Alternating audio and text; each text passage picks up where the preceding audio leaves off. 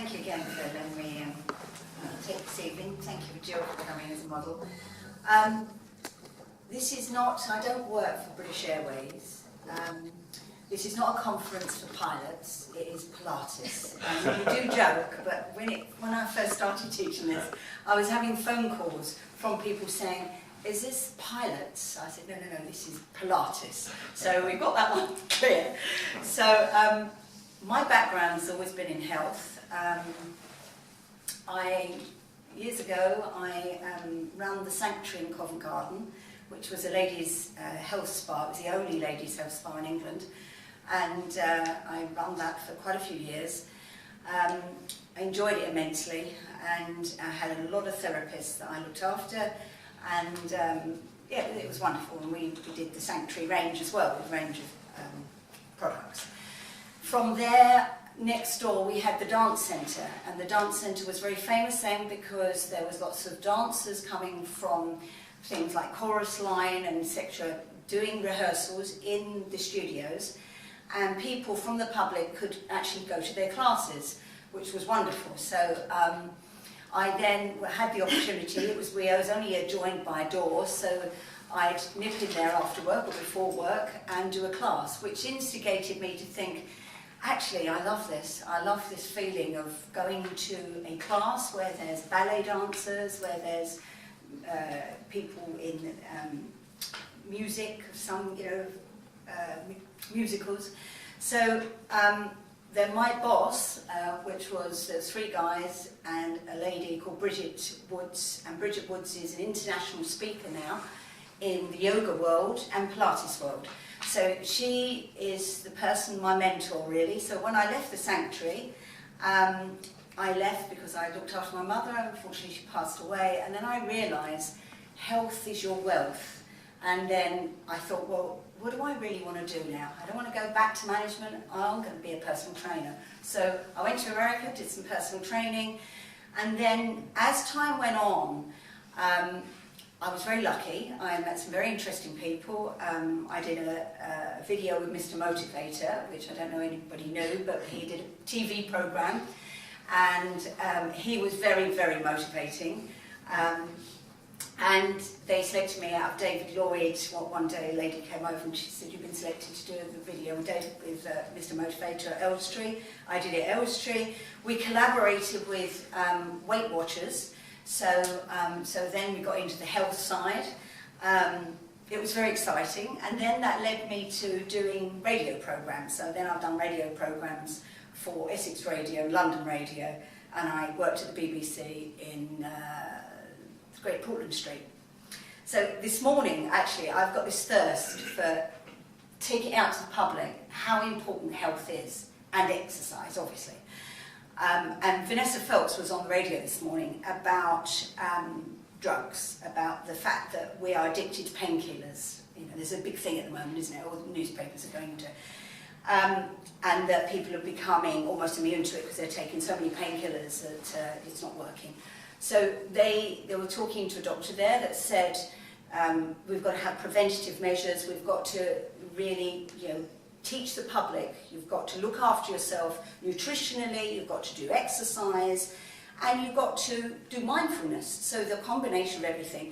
So coming back to Pilates again, is that when I said this morning, I said, I'm a Pilates teacher, and everybody can do Pilates, every age, every type of person, male as well as female, and I can't sort of, Jill's been doing it, she's fantastic, she's offered to be my model, and great, I'm really pleased about that. And we've got Claire and Celia that have been coming to my classes, and Jenny, sorry I didn't see Jenny, quite a few years, like eight-ish, 9 years. I think Celia's been coming for... I met you at David Lloyd, I don't know how many years ago. So many moons ago, yeah, so she's followed me. It's very, very nice to see them all.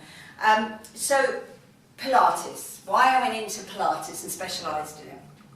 Well, first of all, I realised that there was all these fads going. It was Jane Fonda, Feel the Burn, and then we went into weight training, so everyone was going to the gym and pumping iron and doing loads of reps and, thinking that, oh, I'll do chest today and legs tomorrow. Well, Pilates is quite different. It's anaerobic. It's a mind-body connection. So it's not just an exercise. It actually relaxes you. It helps with your core. It's all about the core. And everyone goes, what's this core all about? Joseph Pilates started it, and this is his phrase: in 10 sessions you'll feel the difference, in 20 you'll see the difference, and in 30 you'll have a new body, which is a bit profound.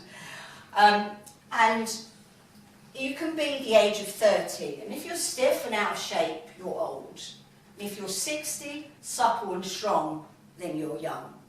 And I sincerely believe that your age is in your spine. If your spine is inflexible, unfortunately you are going to feel old and you're going to look old. There's nothing worse than people with back pain, and you look in their faces and they do look old because they're in pain. And you know, there's no miracle cure for pain. Pain, you shouldn't camouflage it, and pain's there for a reason.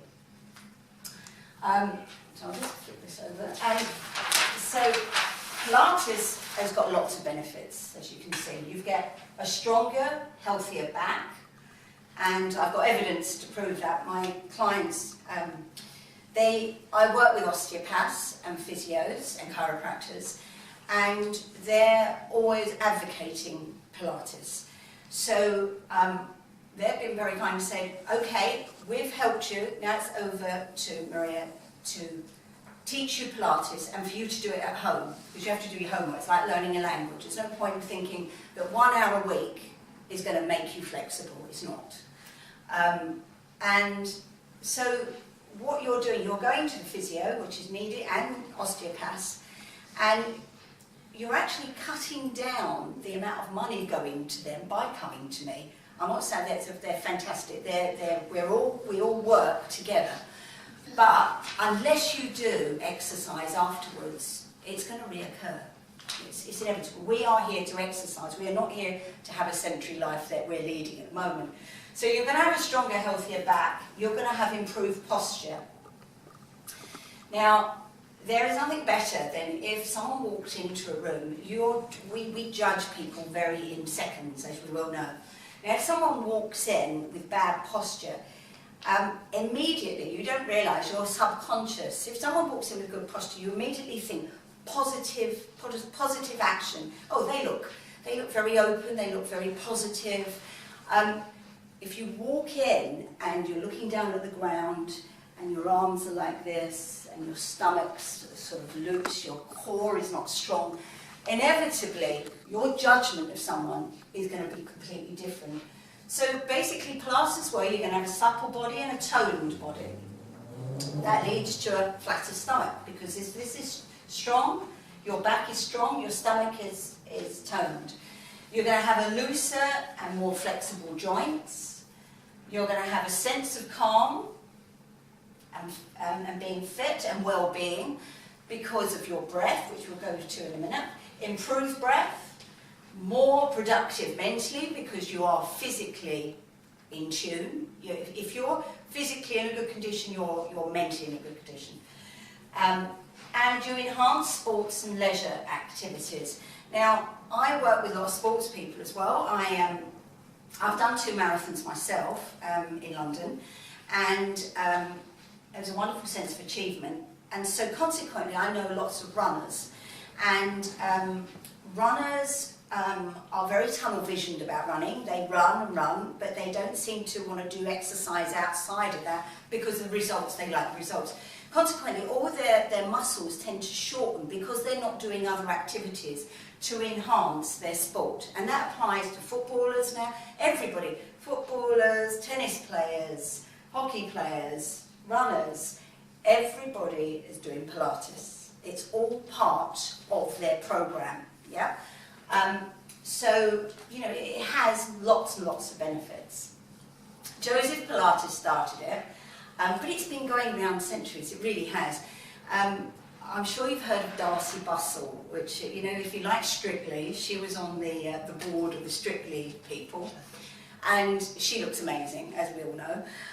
She was a top ballerina, and she wrote a book on Pilates. That's how. But if you go to, a friend of mine bought me a ticket years ago, this was, to see the rehearsals at the Royal Ballet, to see Nutcracker. And it was 3 hours in the morning by a French teacher, and she was very strict. And I just started Pilates then, and I was looking at what she was teaching them, because you know, you can see them for those 3 hour rehearsals in the morning before they do the show at night. Everything was Pilates. Everything they're doing, we're doing in the class, but obviously in extreme, because they're very fit people. So you can go to a class and you can be a beginner, you can be an intermediate, and you can be an advanced. So lots of other Pilates teachers can progress you. So lots of people can come to me and say, yeah, but have you got to be fit to come to your classes? No, you haven't. You know, it's very important to exercise, as we all know. I think now they've connected obesity to cancer, and you know, it's really quite important now to look at your diet and to do your exercise. Everybody has to exercise. It's anaerobic, so you're not going to break out into a sweat. To do something for your heart and lungs, you have to cross-train. In other words, you have to go out for fast walks, runs, go on the cycle. Swimming's anaerobic as well, so swimming's not weight-bearing, but it's good for you. So you have to cross-train, you have to do a bit of both. I'll pause there because Jill is going to help me. She's going to demonstrate, and I'm going to show you a couple of moves. Now, it's not going to be a class, it'd be terribly boring to watch an hour's class, yeah? First of all, before she gets on the phone, is there any questions you want to ask me before we begin, or would you like me just to do the demonstration, and maybe that might instigate a few questions? Anybody? No, we're all? Right, okay, done the job. Okay, so Jill's going to get down to the floor here. Okay, so sometimes we vary it in the class. Sometimes we start standing, you know, and then we'll do some exercises with balance and posture, etc. But let's start with, first of all, we're going to start with our breath, because lots of people say, is it the same as yoga? It actually isn't, but they cross over quite often. But the difference is, yoga is, I'd say, more meditative and mindfulness, like Tim said.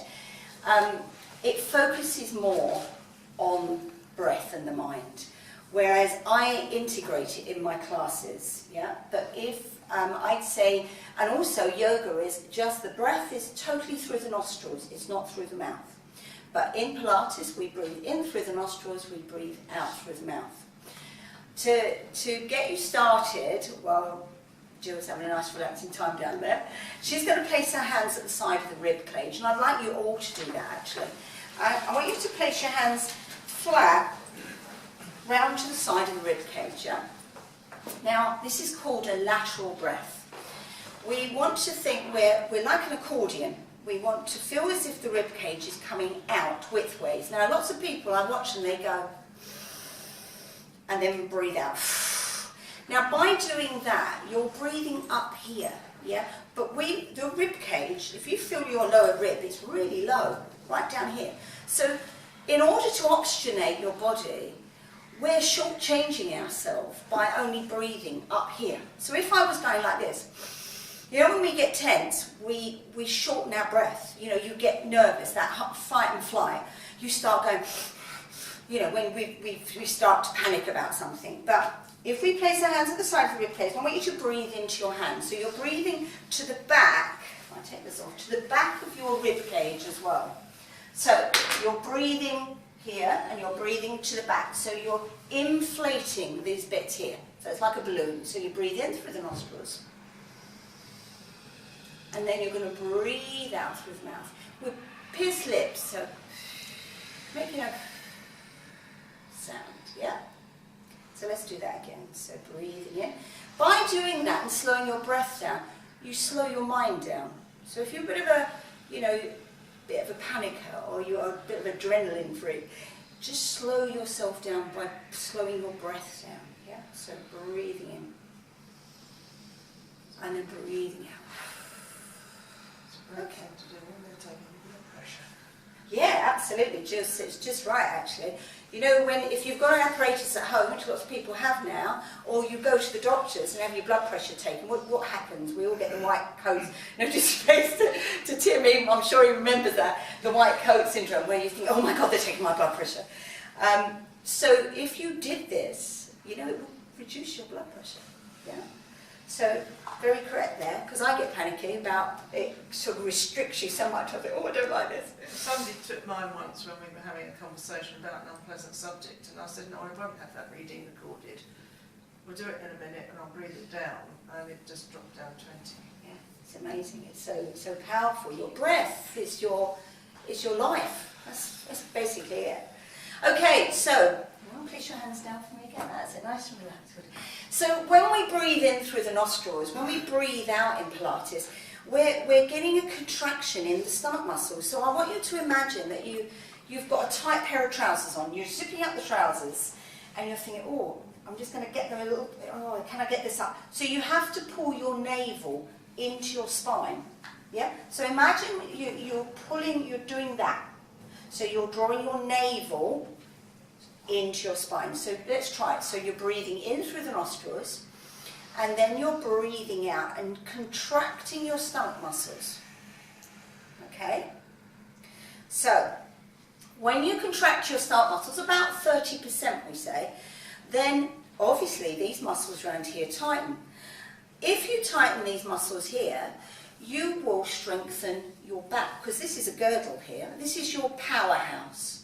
Everything comes from your stomach. As we well know as well, I'm deviating just slightly here because I'm into, the whole philosophy of health, is that, if our stomach is wrong, we don't feel good at all. Our brain, we don't, you actually think, oh God, I feel lightheaded, I don't feel good, I feel weak. So if this is strong, then everything is strong. So now we've addressed the breath. So in the Pilates lesson, we synchronize the movement with the breath. So it actually stops you from thinking about other things. So that's why it's relaxing. Because if you slightly let your mind go, oh, what was I going to do when I leave this class then? I must do that.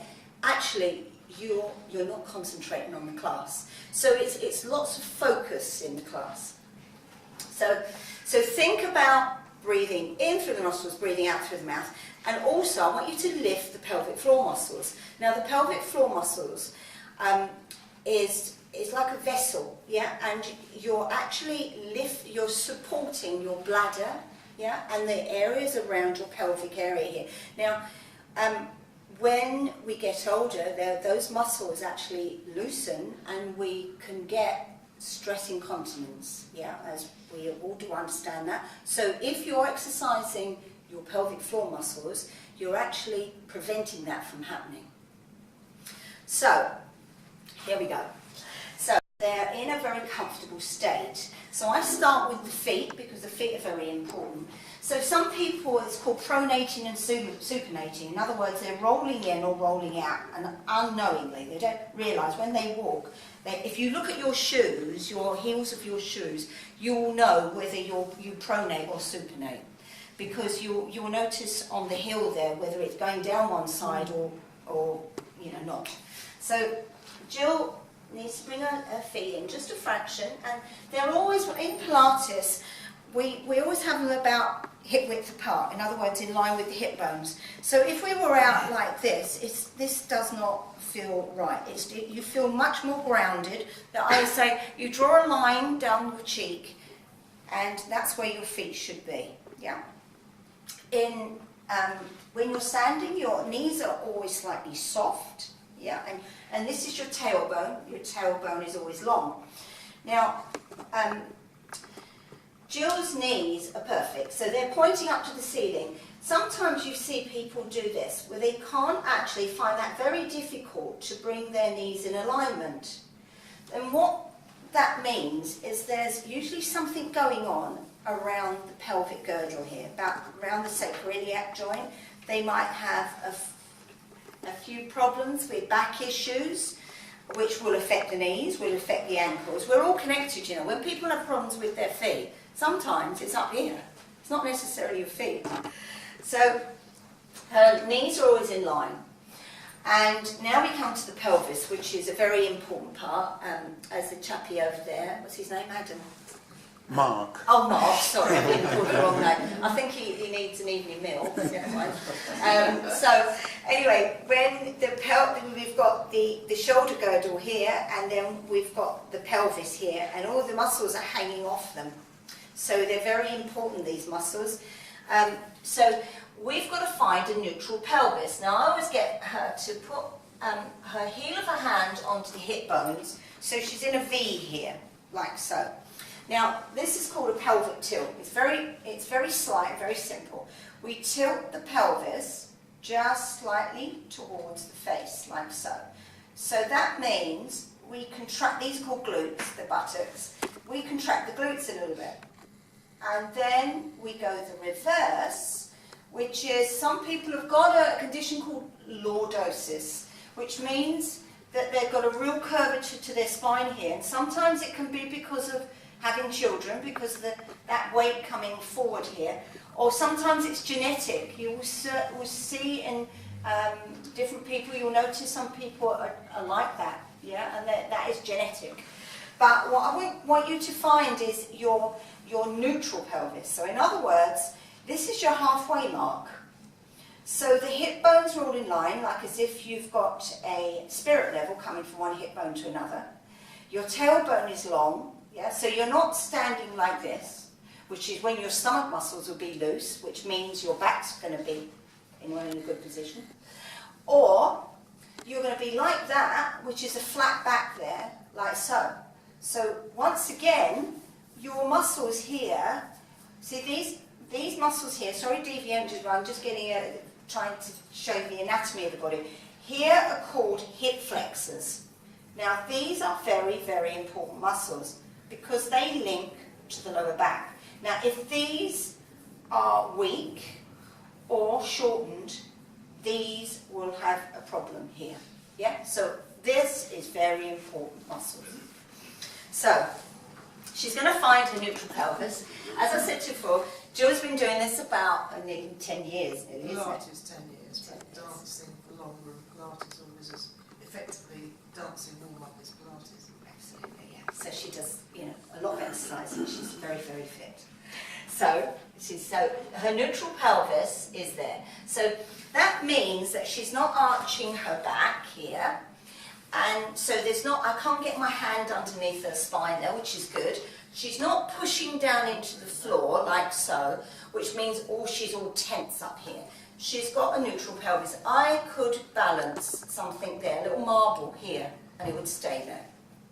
Now her rib cage has got to soften, otherwise it's like doing that. Yeah, so you've got to contract the rib cage. Now when you hear Darcy Bustle, when she's her critique, she will say, open your chest, when they're doing the dancing, open your chest and just soften here rather than sort of like this. So that's exactly what you're going to do. You're going to soften the rib cage. So you're trying to get your lower rib down towards the hip bone. So this is nice and soft, yeah? So her shoulder blades are drawing down into the floor. These are called lats. So basically, these are very important. They draw down, because otherwise we walk around like this, and people don't realise that they actually do. Because of computers, because of children, because of carrying heavy bags, they're like this. So this has got to continuously drop down, soften. So she's going to be nice and soft here, very soft there, yeah, and she knows her breath. So I'm going to get her to keep her hands down at this point. And some people, when they're in the class, their chin wants to go up to the ceiling like this. But if that happens, then you're contracting all the muscles at the back of the neck. So she basically softens here, but she also softens her jawline. So people don't realise that this grinding teeth business, because they're so stressed, obviously causes quite a few problems with your teeth. But the other thing is, it makes you very tight here. So people get pains around there, and then they get headaches, and they just wonder why. Once again, I'm back to the body is very complicated. It's simple but complicated. So something up here can affect down here. So she's going to soften here. She's going to soften her face. I know you might be a bit tense in front. So she's not. She's a very confident lady. But some people right in front of everyone might feel a bit tense. So she's got a nice and soft. Everything's soft. So keep watching. I watch people's knees because this is the problem in people in lower back. There's so many people with lower back problems. So what I'm going to do is, it's called a bridge. And she's going to tip her pelvis on an out breath. She's going to breathe in and then breathe out and tip her pelvis towards her face. And she's going to sequentially go up vertebra, the man over there, vertebra by vertebra, until she gets to the bottom of her shoulder blades. So that's what you're going to do. Breathe out, nice and slow. Now this is what you can do at home. Now you might not be able to get to that level, yeah? So keeping her rib cage nice and soft here, and she's going to breathe in at the top, and then slowly, and you've got cramp. I don't got cramp. Sorry, I've just cramped here. That's all right. It's easy done. It's very easy done when you're in that position there. If so, I always get people with, that's what we got bands here for too. You all right then? Yeah. So I'm just going to do it one more time because she's going to incorporate her arms to make it look. So what I'm saying is there's a layer effect. So this might be too easy for some people. If they're totally new to class, to actually do a pelvic tilt, it's quite hard for some people. They think, what is she talking about, pelvic tilt? What's that? But you don't realise, even that for some people is quite difficult. It causes them pain. So you must listen to your body. So she's going to do it again. So breathe out there, Jill. Good. That's it. She's going to get to the top. She's on the bottom of her shoulder blade. She's going to take her arms up now on an inhale. This feels really lovely when you do it well. So just keeping that, and then she's going to breathe out through her spine. So out breath all the way through your spine, all the way down, until she gets to the bottom, bit by bit, and then she's going to have her tailbone on the floor, all the way down, all the way down. Once her tailbone hits the floor, then she floats the arms down. I can assure you, if you did that at home, I'm going to do it one more time, just in case. If you come away from something out of this lecture, then you could do something at home like this, very simple. Careful the knees don't splay as well. Then you breathe in the arms, nice, and you breathe out sequentially through her vertebra. Now at the side of her vertebra is her erector spinae muscles, which are very important because they hold us up. So you can stand. And you can stand and your posture will be good, and you won't have any of the problems like we do around the shoulders. I'm going to now turn her on her side, and this is another exercise that you can do. I'm not doing a full, as I said to you before, but I'm showing you different things. I've got a few bits of apparatus here that you could do or you could incorporate in your daily life. So she's going to lie on our side for me. And I'm going to give us some cushions there, and you're going to have both hands there like a bow and arrow. That's it. Now, bring your knees a little bit further forward. That's it.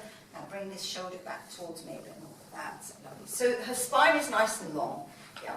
Her tailbone's underneath. Good. Her knees are soft, and if she's not comfortable, you have to get people, some people have got back issues, and I might have to put a cushion underneath in her knees. I'm going to go off on a tangent quite often just because there's so much information I want to give you, that when you're at home and you've got a back problem, it's very important that you could put a pillow between your knees, and that would take pressure off your back.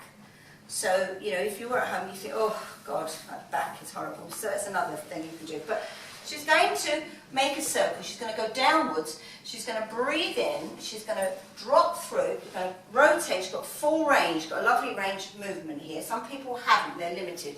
And breathe out. So halfway she's going to breathe in. All the way down you go. That's it. Inhale. And then exhale. Yeah. And now I'm going to incorporate a head as well. If you want to just look at your arm when it goes down there, Jill, inhale. So she's getting a little bit, and if that causes a problem, she doesn't do it. Anything causes you pain, you stop. So that's a lovely rotation, because we have lots of problems with our shoulders, don't we, majority of us? And once again, carrying computers. Can we do it the other way this time? That way. Inhale, rotation through the shoulder. All of these muscles have we got these upper trapezius, yeah, and we've got muscles around here called the lats, which is like here. These support the shoulders. So in other words, if these are weak, so you are weak around here, and that's what happens when you're like this, and force of gravity taking us forward as we get older. Right, so that's I'm going to do an arm opening as well. So she's going to open, and she's going to look at her inside of her arm, and she's going to keep her head still. And that will stretch out these muscles here called the pectoral muscles. And then back. What happens with you keep going there, just enjoy.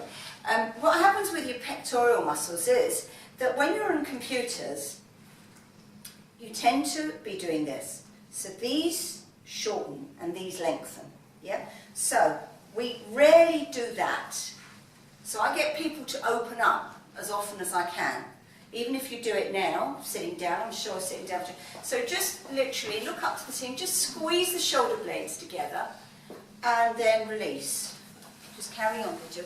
And if you want to, and if it's feasible for you to interlock your hands and just squeeze them together, great. If you can't, don't do it. So this is a very important area for people, because we're all on computers, aren't we? Or phones, or carrying. We rarely do things going backwards. So she's going to balance up. We never do one side without the other, so we're just going to balance up now. So we'll do the circle, do 2 circles the other way, and then over.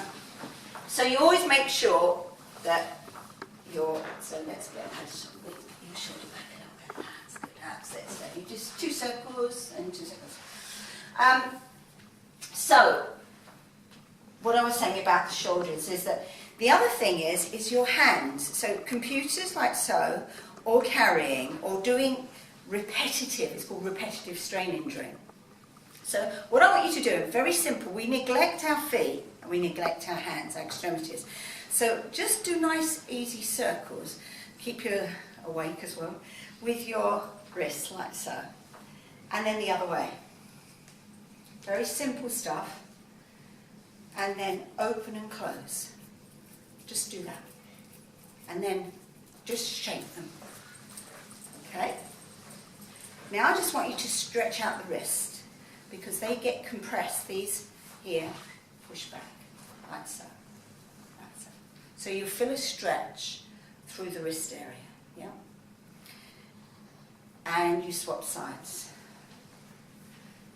Now you can be doing this, which you're going to do in a minute. If you're in a cat position, like so you're on all fours, you can see whether you can turn your hands round the other way, like so, so that you can really stretch out the wrists. Now some people won't be able to do that, but even just doing that is good. So Jill can do it. She can do a majority of things, which is fabulous. She never asked me to do this one before today, but That's I right. sound like I could do it. Yeah, this is her first time here, because we usually do the cut here. So if she couldn't do it, she could be, her hands could be here. But it's a lovely feeling, because you can get RSI and carpal tunnel carpal tunnel syndrome. I've got a complete mental block. Carpal tunnel syndrome. So this is all preventative stuff, yeah? So it's really, really good, because if years ago we used to write a lot, but now we're on the keyboard. So we're going to go back to now. She's on all fours, and she's going to spread her fingers, because our fingers, I like doing this to open up the joints. So if you want to do this, feel free. So you're doing that because, we neglect them. So while I'm doing that, I'm going to stretch out Jill's fingers, which is great. Now she's in a perfect box position. Her knees are going to be underneath her hips, and Arms are going to be immediately underneath the shoulders.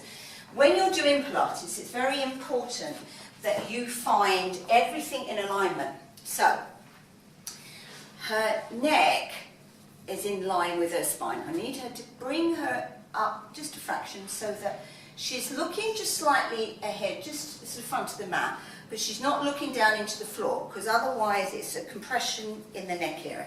Now here, her pelvis is neutral, like we were when she was lying on her stomach, on her back. Now she's on all fours. Now she's got a neutral pelvis. So she could have 2 glasses of water here and they'd stay there. So she's got a lovely spine here, yeah. Some people have got different curvatures, they won't be able to do that. That's fine, they'll be lying on their stomach doing it. Now, I've adopted this cat. It's a stray cat, but I love this cat.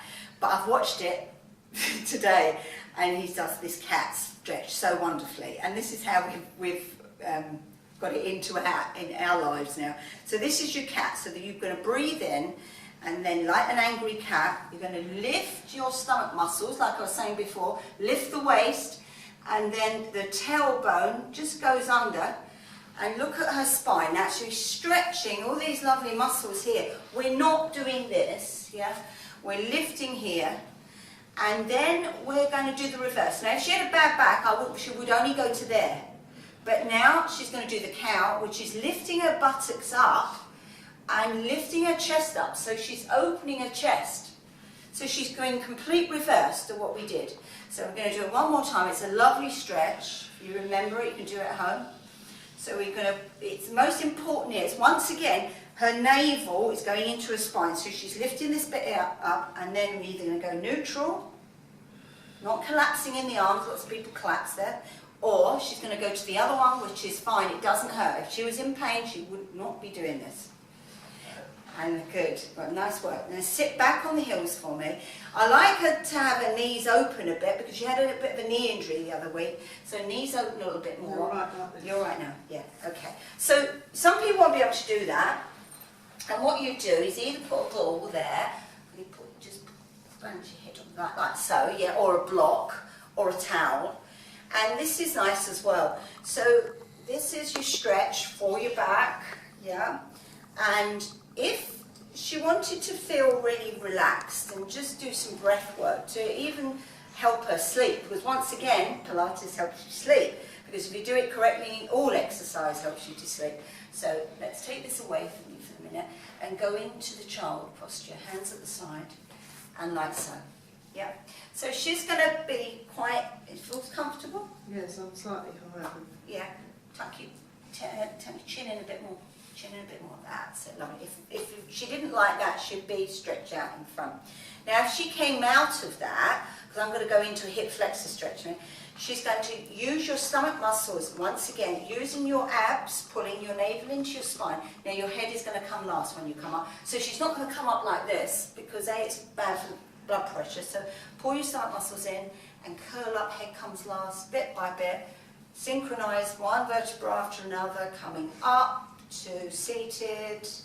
You alright? Yeah. A bit lightheaded, you alright? No, it's just a... Your knees. Yeah. Right, okay. So if you need cushions, feel free to. So you're going to do a hip flexor stretch. So you're going to take your foot forward. Your knee, have another tongue, right? Good. You're going to knee, doesn't matter what side. That's it, lovely. Right, okay, so now she's in a hip flexor stretch, so her knee is always going to be over her ankle, not her toes. Now, there is a lady in the class, in Jill's class actually, that can't go on the floor like that. So she does it, anything can be done against the wall. So you could use the wall. Now I'm going to bend my back knee underneath my hip, and this knee's bent, and I feel it here. Now these are important muscles. And what can you... That's all right, I was just getting to the point where I could feel the stretch. Yeah. Now Jill's very flexible because she's been doing it for a few years. Now some people will be there and think, oh, I really feel that. This is called the psoas muscle, yeah? And once again, they're very important muscles, they're hip flexors. So I'm going to exaggerate that because she's been doing it some time. So you're going to take that arm up for me and stretch. And you're right there? Yeah. You can put your hand on there to support you. And then she's going to go back a bit. So it even exaggerates it even more. That's fine with her, yeah. If she didn't like it, she wouldn't do it, I assure you. Jill listens to her body very easily. Now I want you to stay there. Oh, so to the other side. Oh, we're just going to add on there, and then we'll do the other side. So now she's going to do a hamstring stretch. So she's going to straight leg, that's it. Her leg has got to be in line with the hip. Do you remember what I was saying all about everything? It's a very, I call it intelligent means of exercise, because you've got to think. You can't just put your foot out like that, because it might be out there, or it might be in there, or it might be turned in. It's very precise. So what she's going to do is keep this leg straight, because if it's slightly bent, she's not going to get her hamstring. So leg straight, but pull toes up. Now that might be enough for her. Is that enough for you? What else do you want to do? Down to make it harder. Yeah. That's it. So she's able to do it. So lift the chest a bit more. That's it. So she's getting it right in. Yeah. These are her hamstrings. Now, you right? Yeah. Breathe through it. Now, in class, you would just keep breathing. Inhale through the nostrils, exhale through the mouth. These hamstrings are very important because they're usually tight in people, yeah? That stops people from, if I was to do a roll down and I see people here, you're right, Jill? Yeah. Now, some people will be able to get to the floor and be like this. Other people will be here. And guess why? Because these won't allow you to go any further. Now, I'm not saying a sexist remark here, but majority of men's hamstrings, as you will know, are tight. Anatomically, they are usually tight. Unless they're gymnasts or dancers, and they're totally different. Let's swap sides. So, now, if your hamstrings are tight, you usually got a bad back. I'm not saying it's categoric, but isn't that true? It's true. Yeah. So, it's very important so this is a hamstring stretch after this. This is your hip flexors, so she's going to feel it here. No, I'm easier with left foot forward than You're right, easy. so I can feel I'm making a wider movement with my yeah. left leg Yeah. forward than I was before. It's very strange, the body, that we still, all the time we do Pilates, we're trying to balance left and right, but unfortunately we are usually dominant one side, So she's going to stretch, that's it. So that's good, do you feel it now? Mm-hmm. So you're going to breathe through it, usually holding the stretch to lengthen the muscles so that all this is nice and flexible as well. But these aren't too short, they're very important, can be doing it standing up. And then we're going to do a hamstring stretch. So straight leg, a hand ideally is not on a knee, because they're very vulnerable, the knee, and the leg is going to be immediately in line with the hip, yeah? The more you lift your toes up, it's like doing the same thing standing up, doing that, yeah? Now, these people I've been training doing the marathon, particularly one lady, she's having a lot of problems in her back now. It's because she's running and she's not stretching these muscles. And she comes to my class and I said, what is that? What's that? That's not stretched. That has got to be stretched. This is not, it's got to be stretched. Now, if you can't do it, like Jill is very good at this, but she's sitting up, I'm going to lay you on the floor. So, the option is supported, and doing this, which is, if she had a bad back, she'd be bending that leg. But, look how straight her leg is. Now, I teach a lot of men as well, and a lot of men are here. Now, it doesn't matter that you're there, but it's very important. They've got, say they were, bend your knee a minute, that's it. Say they were like that, there is no point. It's better to be here with a straight leg rather than there with a bent leg. And lots of people want to lift their bums up when they're really flexible people, and they want to bring this, totally waste of time. This has got to go down, and this has got to be straight. So, this is a wonderful stretch. It's going to help your back with flexibility. I'm going to do an exercise with her. Hold on. So, we're going to make a circle, aren't we? So you keep that hand down on that hip. That's it. And we're going to draw a circle, inhaling, and then exhaling. Well, sorry. It's all right. So just do your circle, nice and loose, nice and loose. So this is an exercise you'd be doing, and then ending up with a stretch like we've just done. So I like warm, it's no, another thing is, do not do all these stretches, holding stretches on a cold body. You always warm up for 10, 15 minutes. Particularly as we get older, we need a good warm up, yeah? Bit like any sports person, they have to do a warm up, they have to do a cool down. Otherwise, they're going to have lactic acid in the muscle, and they're going to have to go into ice cold baths. I'm sure you've heard of athletes going into a bath that's ice cold, which helps the muscles. Yeah, I'm not asking you to do that, but I'm asking you to stretch. I did warm up before we started. I know you did. Yes, very good. You went over there for about 10 minutes, quarter of an hour, and did the warm up. Right, let's swap sides, so let's even it out. So we have straight leg, and we make a circle, breathing in, and then breathing out. That's lovely, good. It's really great to have flexible hamstrings. It's Right, so... I'm just trying to start myself rolling. That's a stabilising. The stability, you carry on and then end up with a hamstring stretch. The stability around the pelvis and around, this is called the scapula, is so important because it's like a clothes hanger. It's like all the muscles are hanging off of here, yeah? And they're hanging off of here. Now, as you can see, you're right, Jill. Yeah, that's it, good. So when you finish, just have a little relax and bring both knees into your chest, just kind of. So these here, the vertebrae cycle, are supporting your head. These here, there's 7 and then there's 12 here, which is responsible for the rib cage. That's why it's called thoracic. So these intercostal muscles here allow you, you know, when you've got a cold and you can't hardly breathe, these are the muscles here that are responsible for that rib cage action. Then you've got lumbar. A majority of people have got problems with their lumbar region, haven't they? So, you know, like I said to you before, this one here is supporting the core muscles, yeah? Then you've got the sacrum.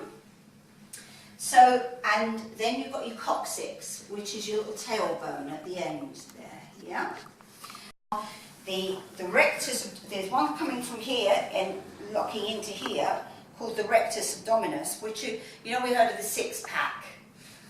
We like them 6-packs, and it won't be a Foster's either. But we've got ones underneath, called the transverse muscles. We've got the ones on top, and we've got ones underneath. We've got complication on the muscles. And if you cough, like, cough now for me. Right. They're the muscles that are in your stomach that allow you to cough, yeah, and sneeze. So they're the ones, and they're linked to the pelvic floor muscles. And guess what? When your pelvic floor muscles aren't good, what happens when you sneeze? So also you've got these, which are they allow us to do that, yeah. So at that point, I'm going to get you to roll onto your side and come up to standing.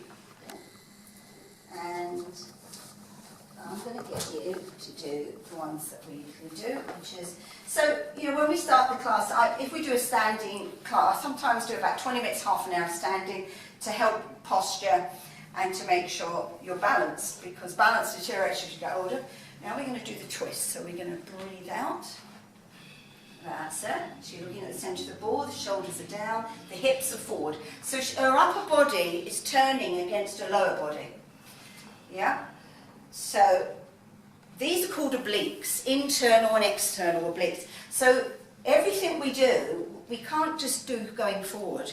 We also have to do a turn, because that's life. You know, you're not going to keep going forward. These are very important. And another one that's very important, we always do this one, which is, as I said, we're going to use all the different equipment. Do the rotator cuff one for me. So, well, I always say to the people in the class, they're great. They all know the muscles. Why are we doing this? And they all go, rotator cuff. So basically, you've got to imagine that they're holding a tray of glasses, because otherwise the wrists drop or they come up here. So you're going to draw them back.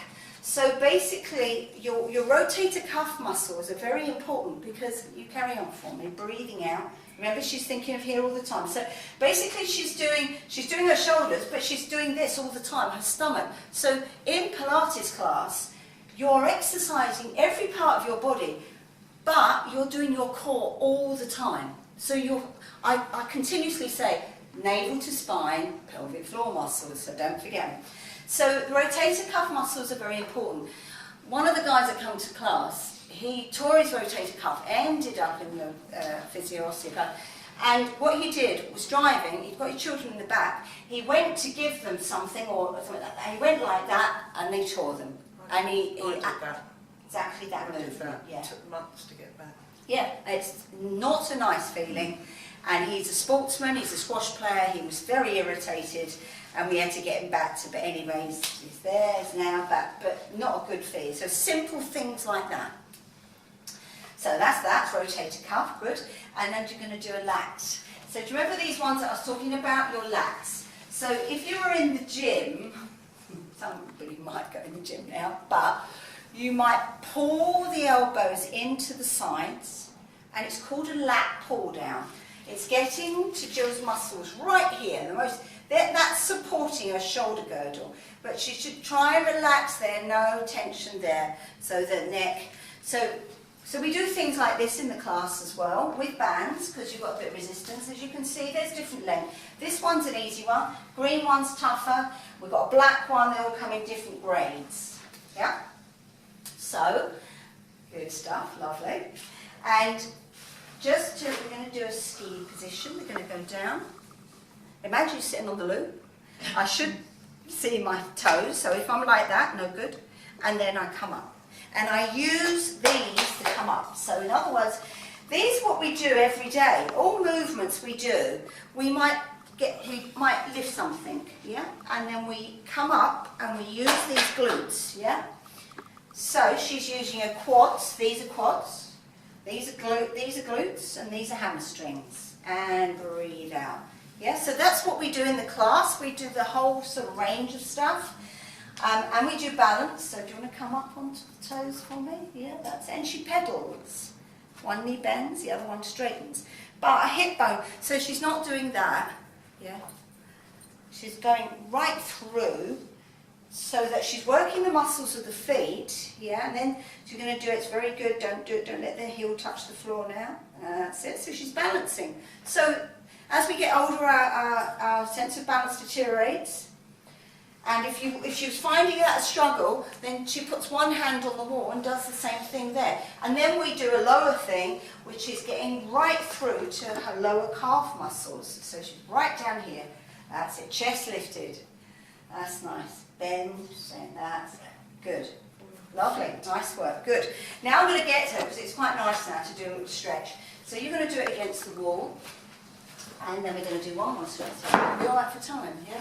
Yeah. So by taking her arms up, I'm going to do the tough one on the floor for someone who would go to the class in advance, which is called a down-facing dog. And Jill's going to do the one against the wall. So front knee bend, back leg straight. So tailbone long, shoulders down, lovely. Feel it in your calf? If she didn't feel it in her calf, she's more flexible than we thought, and that leg can go back a little bit. Now, she's going to stay there while I'm going to do a down-facing dog. So you've got two versions. I have my hands planted, as usual. I'm going to tuck my toes under. I'm going to lift my buttocks up. I'm going to press my heels down. And my head is going to go through my arms. So I'm now in an inverted V. So I'm stretching everywhere here. It's quite tough because some people won't be able to do this because they're weak wrists. Some people won't be able to do it, they've got short hamstrings. And they've got tightness through the back. Yeah? So what I'm going to do is swap sides there, Jill.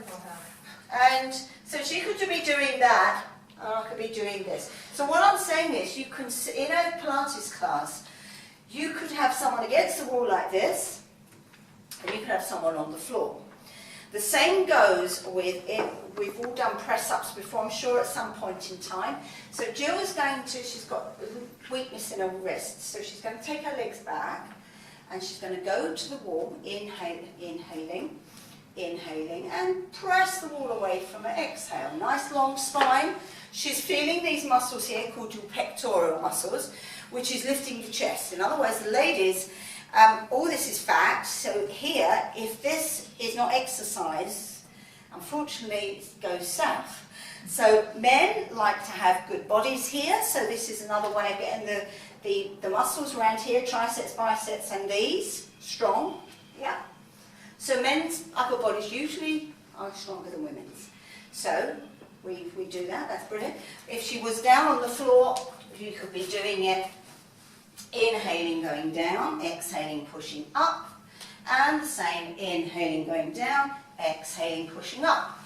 So there's all different levels, and we're just going to show one thing. This is, oh yeah, let's get you on the ball for a couple of minutes, and then I think we need a break of getting some water. So, do you want to stand ball for me? Yeah. And then I'm going to get you to do the roll as well. So this is a bit of an invaluable thing to have. I had more computer work than I've ever done, you know, as you do in business, but I don't, you know, I advocate this because I think they're brilliant things. The trouble is, when they first came out, a supermarket, I won't say who, came out and they brought these balls out which were about this high, and I think people thought they could sit on them, so they were sitting on them like this, and they were like for children. Children of, you know, invariably about 4 or 5, which is fine, but not for adults, because you have to have the right size ball for the size of your height. Now, Jill is perfect for Jill. Could do a little bit more pumping up. You know, you've got a pumper. It comes in a pack like that, and it's all deflated, and then you pump it up. So now she's going to go into Pilates position, bring your feet, that's lovely, and she's going to put her arms out to the side. Now, to hold her in that position, she's got to use her core muscles to balance, otherwise she'll fall off the ball. Now, I'm going to do a twist. Doing that twist for me, breathing out, that's nice. Lengthen out for me, that's it, and then come back into the centre. And the other side. So you can do exercises like this on the ball, without having to stand up, without being on the floor, yeah? And as you can see, one more time, yeah? Now I'm going to get you to put your hands down, try not to touch the ball if you can help it, just there. Now I'm going to get you to lift one leg, breathing out on the lift. Now this is the hard one, it's not as easy as what it looks, and down. Can you see that? That's stability. So I'm taking it, the ball is making her unstable. I might add that I've never done this before, so Yeah, it's no, great getting fun. She's going to curse me for this. Why did you tell me that? You told me it was going to be easy. That's it, it's done very well. And release, well done.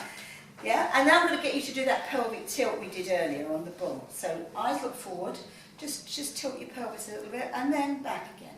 That's it, nice and easy. So this is getting the muscles in the lower back loosened up, yeah? And, yeah, that's good. And then do a circle. Now, this is really good if you're at home and you're on the computer. Rather than sit in a chair, unless you've got the ergonomic chair, which invariably haven't, this is going to make you engage your core muscles. And if you're on a computer for a long while, you're quite tired.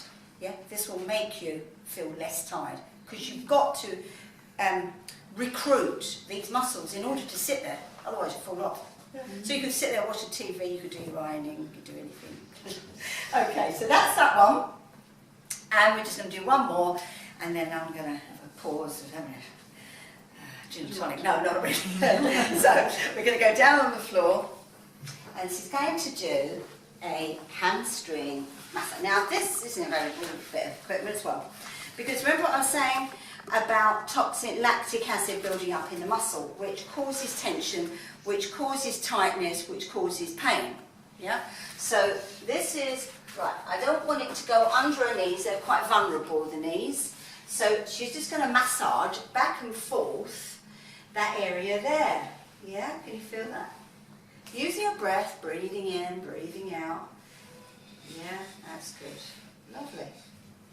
Yeah. So if she found a little spot, like these all at the moment, marathons coming up, these marathon runners are doing long stints, or you've really been sitting at a computer, then she massages back and forth, so you can feel it. Oh, that's a spot, and then it's like a self-massage, really.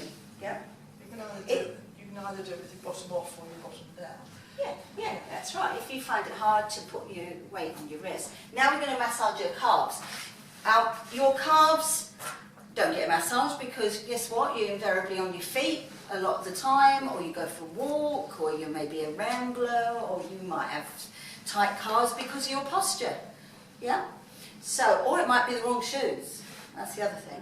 So she's going, and because your calf muscles are like that, and they split in half. It's called gastrocnemius and soleus. So you have to turn your feet in and turn your feet out to get both sides. Yeah, that's it. So you give her a massage. It's a brief massage today. Yeah, and I'm going to get her to do one more thing, and then I think she needs a good cup of tea. So. This is the other one. I wouldn't get everyone to be on the roll like this because if you are quite unstable, it will be difficult, number one. And some people won't like it because of their curvature to their spine. Don't, you know, do you remember what I was saying about lordosis, which is here? Then there's a condition called scoliosis, which is like a C-sharp or an S-curve, and kyphosis, which is that. So, now that's down her spine. Yeah, so she's not wobbling off, wobbling on. So she's engaging her core muscle to stay there. Yeah, I'm going to go, she likes this movement, I know that. So she's going to do some stuff for the chest. So you're going to make a fist, pretend you've got two weights. Once again, you could have hand weights if you like light hand weights. So you're going to keep on this here. Don't forget she's unsupported with her hands now, so she's got to recruit these. So she's going to go out like an arc shape, don't touch the floor, and then come back on an out breath.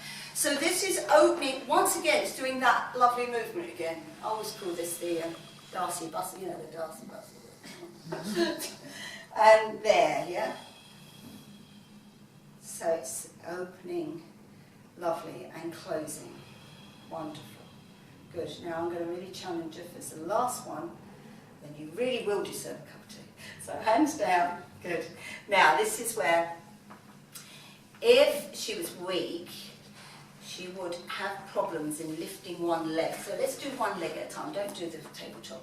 Let's just lift one leg if you can.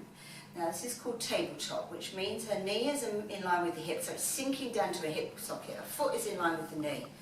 Now, and she's engaging here in order to be able to do that and to stay on the roll. And then down. Yeah. Down. No, just do one each side. One each side. So we just equal it. That's all right. Yeah, that's it. So there. That's lovely. And can you see that she's really having to work hard to keep on this roll? Good. And then she can make it a bit harder by extending that leg and then bring it back in. Once again, yeah, that you actually have to think, oh yeah, then I do that, then I do that. You can't think, oh, what am I doing after this class? Yeah, well, am I going to get there? Because you'll wobble off and you won't be doing it correctly. Yeah. So nice work. So let's roll once again. That's it. And you can roll off and head down. Oh, she's going to be very competitive, as you can see. No, I'm really having to work my stomach. So yeah. So you breathe out, extend your leg. Good. And breathe in. Single leg stretch. Well done. Yeah. Told you she was good. So down you go. That's it. Lovely. Roll off. Very impressive.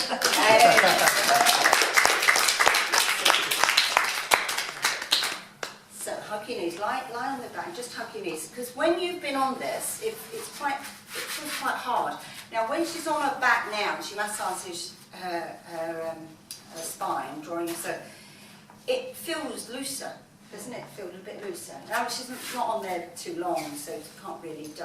But that's because, you know, I think we all know the regular one about back. So if you had a really bad back, then you'd hug one knee and place the other one bent leg here. Hug this knee for you.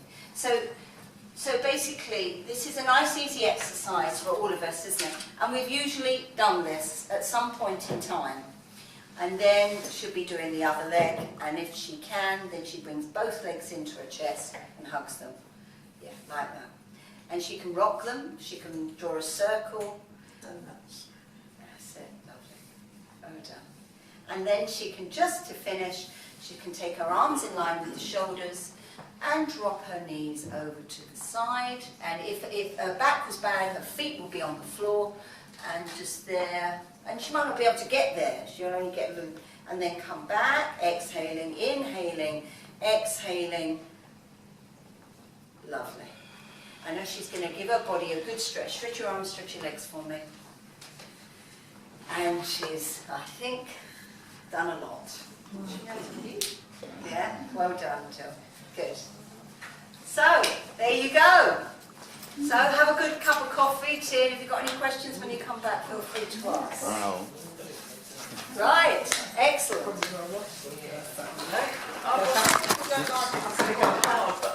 quite like it because you're going to... As I said, there's all these bits of equipment which will help you with stretching from the bands, which is, as I said to you before, that to actually use these balls also by putting it between the legs there, that makes you very much go in alignment. As you can see, you can't turn out very easily without losing the ball. And you can lift your pelvic floor muscles. Remember what I was saying about it's very important to lift the pelvic floor and to engage the core muscles. We're about to hear. But the ball actually reminds you. So this is a good way. And also, as I said, you can stretch the arms like so. You can go a little bit further back. We can do a little twist. And you can do a lot of things with it.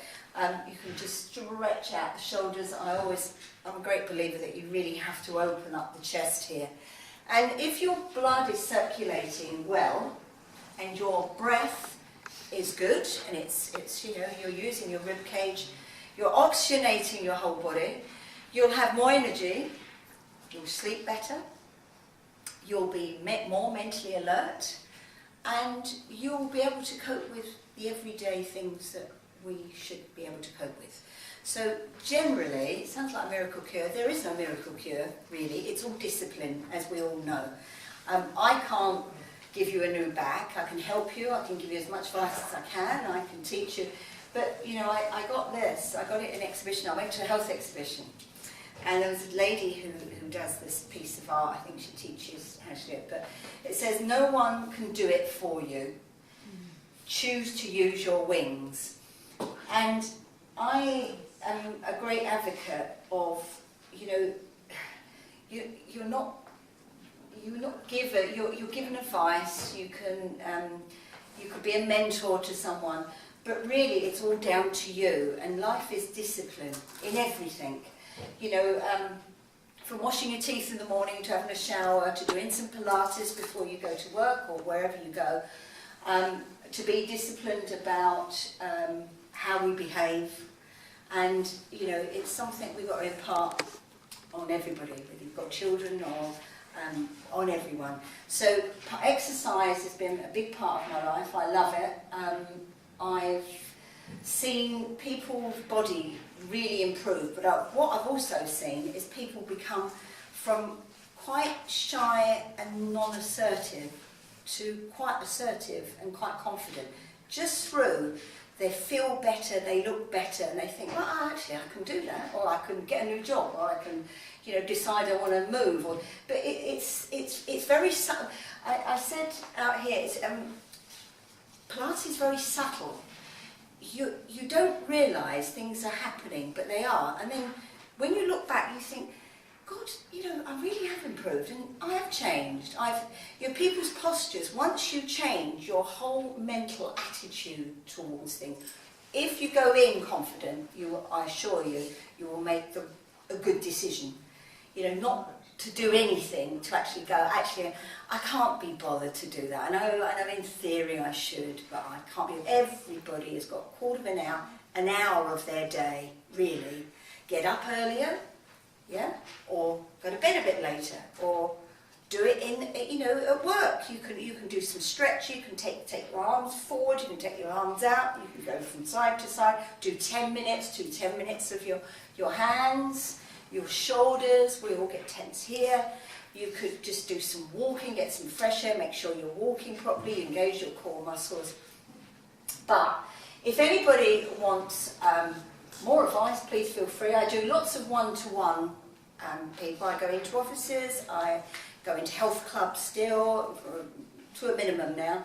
I've got my own classes. I've got a new class starting in Winchmore Hill, above the King's Head pub. It doesn't really go well with health, but it's a very lovely venue, really lovely venue.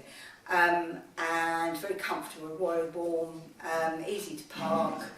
And I've been trying to find a venue. It's very difficult. There's so many halls around, but they're all full. And I wanted somewhere that lighting's good, the place is comfortable, it's warm. I can put candles around, and it can create a nice ambience, because it's all about feeling good as well as, you know, learning something. So if anybody's got, is there anybody got any questions to ask? Yes. Some people have scoliosis and kyphosis, you mentioned that. Yes. So is it possible to do anything about that? Yes, it is. It's usually structural, yeah. So it might be inherited. And if it's inherited, it's it's there. You know, we can only but help their posture improve, and the muscles to get stronger around the areas that are causing the problems, because invariably it will be an imbalance in the body. Yeah, you know, we've got. Say you've got lordosis, for instance, you've got a real curvature to the spine. Yeah. Now, as I said earlier, it might be children, it might be inherited, it might be due to pain. They've had to do that in order to get, go through the pain. But if it's structural, you can't really do much. It's a skeletal thing. You can't do anything about it. But you certainly can help the instability that's causing around here and around here. In other words, so if I'm going to exaggerate now. So these muscles are going to be loose, yeah? So we can strengthen these muscles, like I was saying, these core muscles, which is going to improve their posture, which is going to improve the strength of their back, because their back is going to be weak. Same with scoliosis and the same with kyphosis, because if you've got the round-shouldered here, you're lengthening these muscles and shortening these muscles. So these are very short, yeah? So sometimes this can cause problems with the neck and can cause even headaches. As I said earlier, this is all interlinked. So if you've got a condition like that, it should never stop anybody. We can help them by giving them exercises specific to those conditions. I hope that's answered the question. Thank you. Yes. Any? You spoke about this muscle here. Pectorals? Yeah, pectorals. Because something came on last week or so with this pain here, and I thought, what is it here? What's this sort of pain that's been hanging around here? Right. You just spoke about this. I'm a lot on the computer, hours on end. Okay. So I'm not sure if that's... And I bought one of these things now to prompt up the computer, what do they call it, a shelf kind of thing. Yeah. So I'm sort of, but Yeah. I found that I had to put my bottom up because it was a bit too high for me because I was low. But would that have caused that from doing this for many hours? Right. So I'm not sure how this muscle works. I'm not a doctor. Okay. We've got a doctor here, but but anything to do with pain, meaning around the chest, you've got to go to the doctor first to make sure there's nothing going on there, not insidious. I don't scare anybody by saying, but it's better to get that checked first, that there's nothing wrong here, because it's all sort of heart region or lung region, Once that's all cleared, and then you think, well, actually what it is, it's that shortening of the muscle. Like you said, you're in the wrong position, the computer's in the wrong area. Computer, as you know, should be at a certain height, and that's why offices are, they've got to give the right conditions. But if you're working from home, you don't know. You don't think of it though, do you, that it's going to affect you.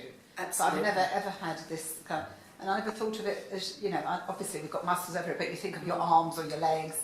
You don't think of it in this area here, but I'm just wondering, it's sort of connected when you said, if you're doing this, you're shortening this here. Absolutely. It could trigger it off, I suppose. So you could do some nice stretching, like we were doing earlier here, and then that one there, and even, if you was to just do that. I do that, funny enough, sometimes.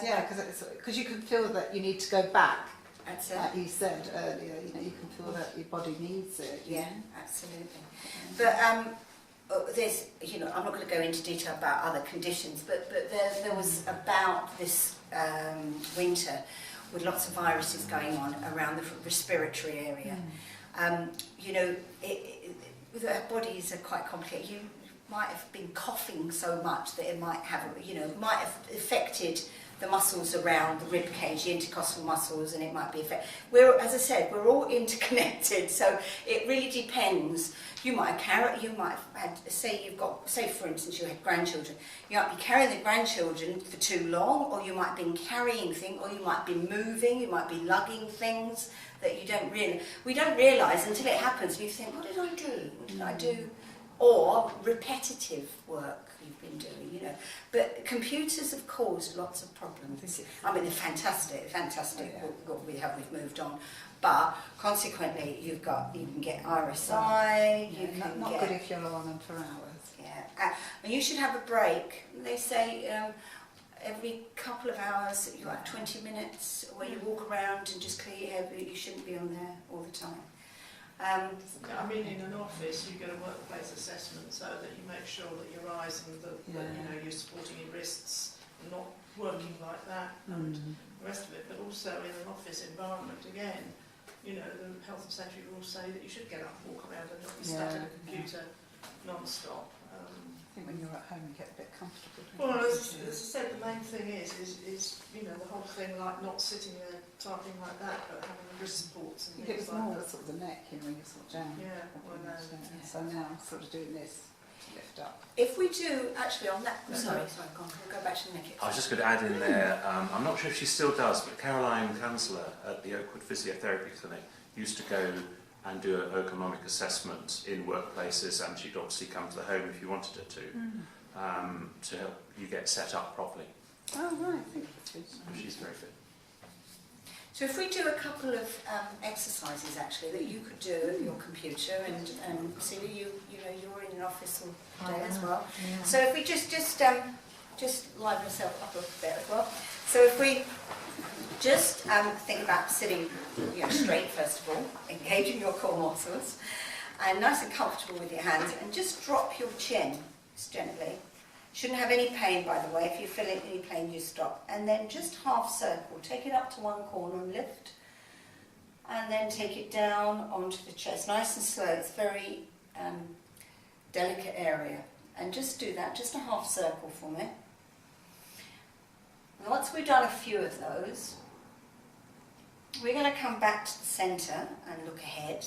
Imagine, I always say in Pilates, imagine you've got a cord and your back of your neck is long, so you're lifting up. Then I want you to look over your right shoulder. So try not to do that with your shoulders. Don't compensate. Your shoulders are down, but you're turning your head to the right, yeah, without hunching your shoulders. Now centre, now your left. Now can you turn your head to the left as much as you can to the right? So in other words, have you got any limitations? Have you got the equal side? Invariably you haven't, because of the tension in your shoulders, or the way you've been using the mouse, or the way you've been very dominant left or dominant right. Now you come back into the centre. I want you to take your your right ear to your right shoulder, and feel the stretch at the side of your neck. It's a nice stretch here, all the muscles down the side of the neck. Now just to accentuate that, you're going to take your right hand over your head with no force, and just clamp just the side and just ease it down a little bit further towards your right shoulder. And just feel that stretch in the neck. Does everybody feel it? Mm-hmm. Yeah? Good. Now we're going to keep on that side, and we're just going to look underneath the arm and just take our hand just slightly behind the head now with a little bit of pressure, and just feel it's a little bit further down now into the shoulder area, and sometimes people even feel it right down here because of the amount of tension they've got. So whilst you're doing that, you're just putting a little bit of pressure there, and then slowly release it and come back into the centre, and then do the opposite side. So ear first, feel the stretch in the neck, try not to hunch your shoulder while you're doing it, lengthen the other side so you get that nice stretch, then take your left hand over the top and then ease it down. So So you get a nice stretch in the neck at this point. Don't hold your breath and use your stomach muscles. And then place your hands slightly behind your head and just look underneath your arm. Getting another set of muscles now.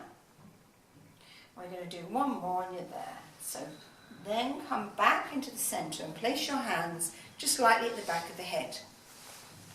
Now just gaze up to the ceiling and just open up the shoulders and just feel the stretch once again in those muscles you were speaking of, the pectorals. And then just gently bring the chin down onto the chest and just don't pull too hard. Bring the elbow slightly forward so you're going to get a lovely neck stretch here. Everybody feel it? Yeah. If you don't, tell me. Okay, let's do it one more time. Let's open up and just gaze up and just get a good stretch. Feel the stretch through the shoulders. You're almost pinching your shoulder blades together now, seeing how flexible you are. That's it. And then release. Drawing the stomach muscles in. Don't forget those core muscles even when you're doing this. And then release the hands. And just give your shoulders a little roll. Good. And give them a shake and shake your fingers. Because everything is shaken, so shake it a little bit. Okay, so there's a few exercises you can do when you're feeling a bit tired and you sit at a computer, or you're in the office and you don't have to do it in your lunch break.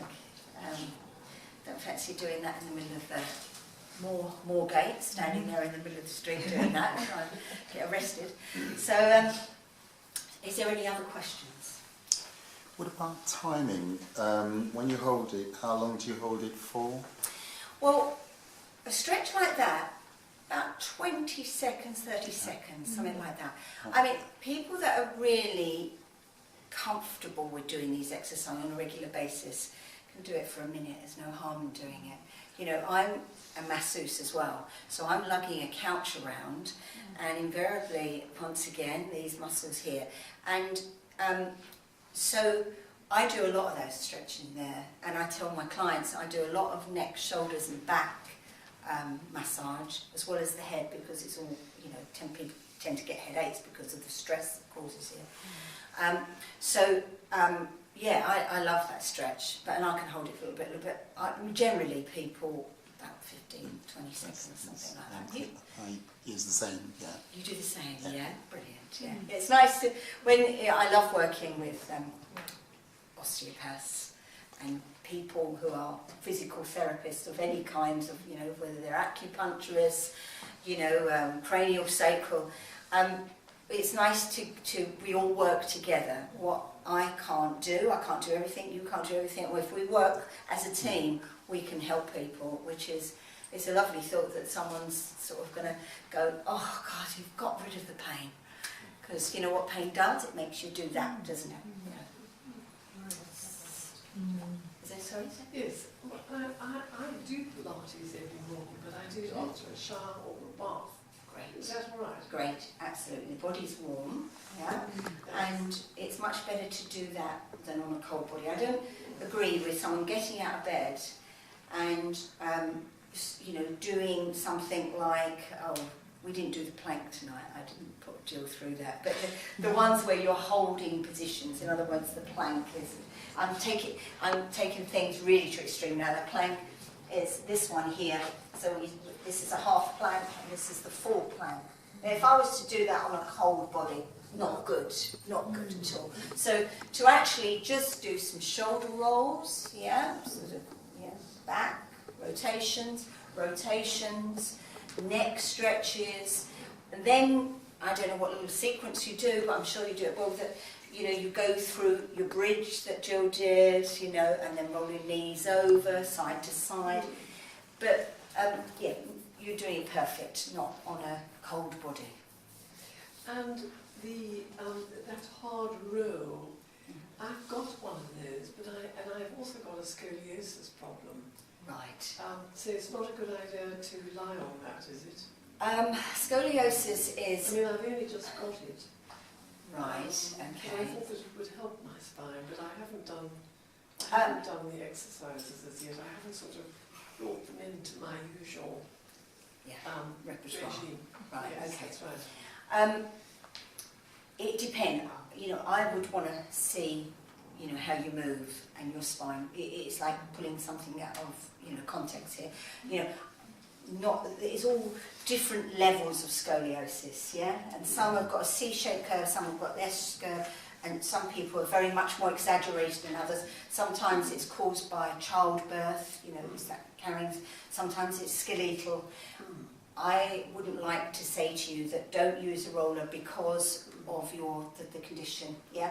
But I'd say to you, you know the exercise we did with stretching your hamstrings and your calves, you'll be fine doing that. That's so, you know, those muscles are always tight in people. Yes. So if you did that, and you know, there's ones where you lie on your stomach. I don't know whether you've got a little pamphlet that goes with it. Yes. Fine. But I'd avoid the spine until you get a personal trainer and get proper professional advice. Yes. Thanks. Yeah. Any other questions?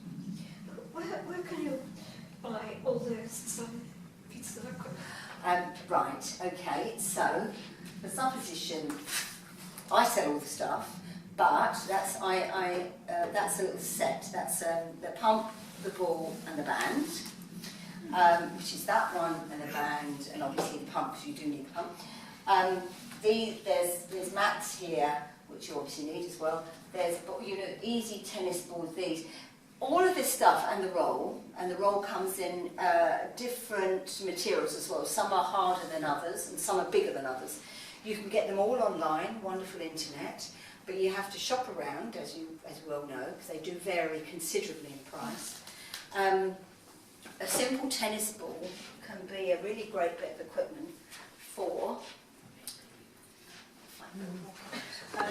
so if I had some tension in my shoulders, like between my shoulder blades, for instance, I can go up and down on my tennis ball there, and I can massage the muscles around my shoulder blades that are really tight. So a simple thing as a tennis ball, or you might have something in you know, like the gluteals here, sometimes get very tight, so you might do a particular exercise, or you might have done something, I don't know, you might have walked a long way. Then, you know, laying on the ball and getting that point, that trigger point, is really good. So nice and cheap, easy to use. All the other stuff you can buy online. Yeah, I mean, you know, it's very important that you have the stuff and then you use it. Because if you don't, then it's like everything, we can all make excuses for things, can't we? We really can. All of us are prone to it. Mats. Yeah. And I mean, the supermarkets do all the mats, Tesco and stuff like that. The only thing I'd say be careful of, like I said earlier, is that it was a real fad of everybody buying these balls. I can't remember, maybe it was 4 or 5 years ago. And people were buying in one particular supermarket very cheap. And they were much smaller than that. So they were fine for children, and they were playing around with them in the end.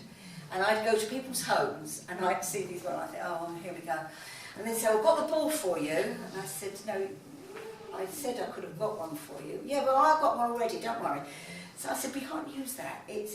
Can't you see that you're 6 foot and the ball's down here, and you'd end up like this, like, you know, stomach, legs up here, ball down there. You have to have a ball that actually corresponds with your height. So if I was teaching a 6 foot person, this would not be right, because this is for someone of my height, yeah? So you've got to, so be careful when you buy things that you just don't buy them because they're cheap. You know, go into a bit of detail about, you know, what they're used for. Same with bands. Some bands are very cheap and they're very, very thin. Now, I'm not saying get very thick bands, because this is a medium. In other words, you know, you'd have to have done a bit of Pilates, but it's nice and sturdy and it doesn't split. And a lot of the bands, you just do that. For instance, I do one for the posture, which is that, and pinching the shoulder blades together, which is these muscles here are called rhomboids, which are good for your posture. So you do that, and lots of them go ping, and then they're split, and you've only done 2 exercises. And, you know, I always say you get what you pay for, don't you? So, you know, you need a little bit of strength in them. So, yeah, that's it, really. Equipment. Can you give us an idea of your charges? You know, for example, the one-to-one classes. Yeah, of course. Yes. I go quite a distance with one-to-one as well, so that all depends on travelling time. So for instance, I go to supposition, I'd go to a lady in Broxbourne, which takes me a good half an hour, sometimes 45 minutes. So I have to think about my travelling time there. So I don't mind going afar, but I've got to be putting that. But generally, it's about £50, yeah, on average for the hour. And if people book in advance, they'll have a reduction, because that's the incentive of doing it on a regular basis and being serious about Pilates. The classes vary depending on the venue. Once again, it's all subject to me paying for the venue, but roughly it will go from £10 to £15. That's the thing. I'm quite experienced in this field, and I feel that, you know, I've spent a lot on training, a lot. I go on regular conferences. They're very expensive, all the conferences, and I go on regular workshops, and I love it, and I feel as if I should be rewarded for it. It's not, if people think I'm expensive, I'm very sorry about that, but I've got a lot to impart on someone, and I've spent a lot of money on it, and I just feel I'm worth that amount. So, but, you know, if I do understand if people can't afford it, and, you know, I can make special reductions if there's people who are really in need of me that, you know, cannot nowhere near afford it. But as I said, you know, it's been years of training, and hopefully it's paid off. And it's your living as well. And it's your living, yes, absolutely, yeah. So, I hope, thank you very much, Tim, for allowing me to Thank you, Marie. to come tonight, and thank you, Rosemary, for getting organised, and particularly thank you for Jill for being my model, which is very good, as you can see. And thanks for everyone who attending here, especially the people that I teach as well, and nice to see the people I've never met before. Feel free to take any of my cards or put your name down, and I can give you some information, and have a safe journey home. Thank you.